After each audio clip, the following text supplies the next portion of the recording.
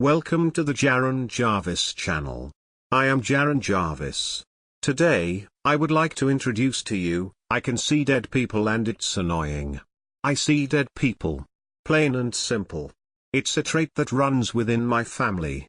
My mother has it, her mother had it and so on and so forth, and it goes back for as long as she can remember. Now I wouldn't say it completely runs in my family, as for some unknown reason it seemed to have skipped both of my older sisters, and out of my mom's 3 kids only I inherited this ability.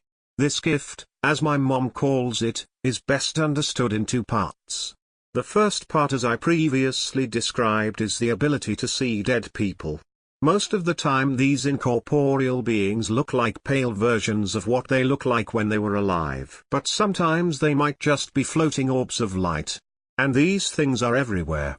Riding the train for your morning commute. There's probably a couple of ghosts just hanging around that train with you. Shopping for groceries? Chances are there's a ghost or 2 just hanging around the dairy aisle.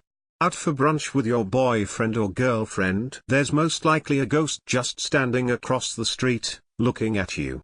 That's just the first part, and while it doesn't bother me that much, I do get annoyed of sometimes turning the corner and having a spirit decide to pop up on me. While I don't get as scared as much when I was a kid, I do get annoyed. The second part of this gift comes in the form of communication. Not only can you see ghosts and spirits with this gift, but you can communicate with them. I discovered this when I was 5 years old, and my dad caught me having a full-blown conversation with my grandpa, who had just died a few months prior. As explained to me by my mom, the reason so many people are tethered to our realm as spirits and ghosts is that they have some sort of lingering regret or unfulfilled duty that's holding them back from passing on. While my mom doesn't know exactly what moving on means in terms of these ghosts, since we don't know if there's really a heaven or a hell, just that when you die the naturally process is that your spirit leaves your body and continues on. Where this on is, we will never know. My mom has made it a side business of hers to helping these spirits move on. So, growing up I would see her, and these spirits just casually talk in our living room as if they're good friends, and she would do what she can to get them to move on. Most of the time these spirits just want to say one final message to their loved ones before they can pass. Now that's all fine and dandy with my mom, because she's the type of person that always wants to help others. She's a social worker by day, so she's always dealing with people, and by night she's having these ghost parties in our house. My dad and sisters have gotten used to this by now, but I can still remember how unnerved my dad used to get when he would see my mom just talking to herself in our living room.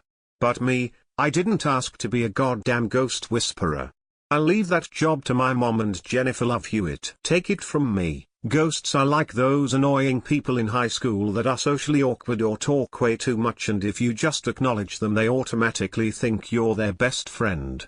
That's how spirits work. If they know you can see them, they'll just keep haunting you and pestering you until you can help them finish their business and move on. Do you know how annoying this is? I have been on dates with prospect boyfriends, and we're having dinner, and Casper the annoying ghost decides to waltz over and start whispering shit into my ear, egging me to drop what I'm doing and go help him. It completely ruins the whole mood for the date. And do you know how hard it is to ignore a ghost and continue on with your date when it's literally standing next to you, crying and sobbing that it desperately needs your help?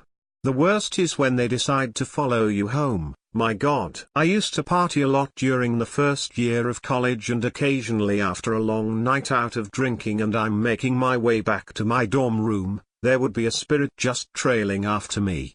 Luckily by the time it's morning and I had passed out the night before, the spirit has already left my room.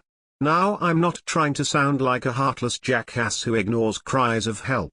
I've helped plenty of spirits with their unfinished business. I've just grown tired of doing it day in and day out. Having to run errands for the dead is really taxing on a person, you know.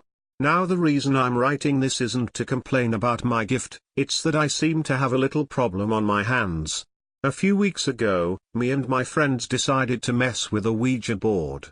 And when I say me, I mean I was trying to convince them to not play with the damn thing, and I got met with being called a chicken by them. Because I know what those things can do and all the messes that it can bring, but that's another story for another time. For the most part, whenever you're using a Ouija board to communicate with spirits, they're most likely in the room with you, and they're the ones who move the planchette around to communicate with you. That much is common knowledge. We managed to get a couple of interactions that night, mainly just yes or no answers from the spirits. Believe it or not, ghosts still carry on with them the attitudes they had when they were alive, and if they were a stubborn old coot in life, they're going to still be a stubborn old coot in the afterlife.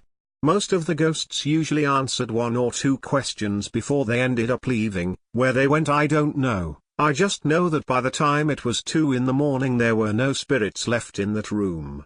Now I had already known that there was going to be no response when my friends started asking more of their questions, but as a decent person I let them continue having their fun. But to my surprise, when my friend asked, "Is anyone there?" the planchette started moving. I had to do a double take around the room to see if there were any more spirits lingering around, but the room was just filled with me and my friends. This immediately made me feel unnerved because for once in my life I did not know who was communicating with us.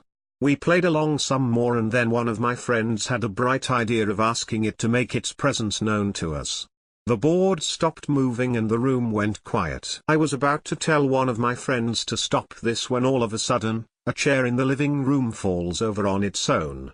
In my experience with dealing with spirits, most of them are not powerful enough to be interacting with objects like that.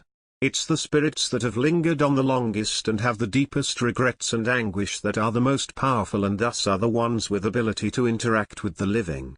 These are the ones that you see on those paranormal shows that shove, push, and even scratch people. We were all spooked by this and we immediately said our goodbyes and ended the game. However, I think we might have accidentally released something that night. Why do I think this? Because ever since then, a dark shadow has been following me everywhere. At first, I thought this was just another spirit that wanted me to help it, but the more I saw of it, the more I came to realize that this might not be your run-of-the-mill ghost. Firstly, it looks like a shadow and not a spirit. I think it's a man's shadow, rugged shoulders, and it's tall, well over 6 feet. Secondly, all it does is just follow me, and I'm getting quite scared, to put it frank. At first the thing only stood far away to make its presence known, but last night I woke up in the middle of the night to have it stand at the foot of my bed, again just watching me. I don't know what this thing is or what it wants, but what I do know is that nothing good can come from it.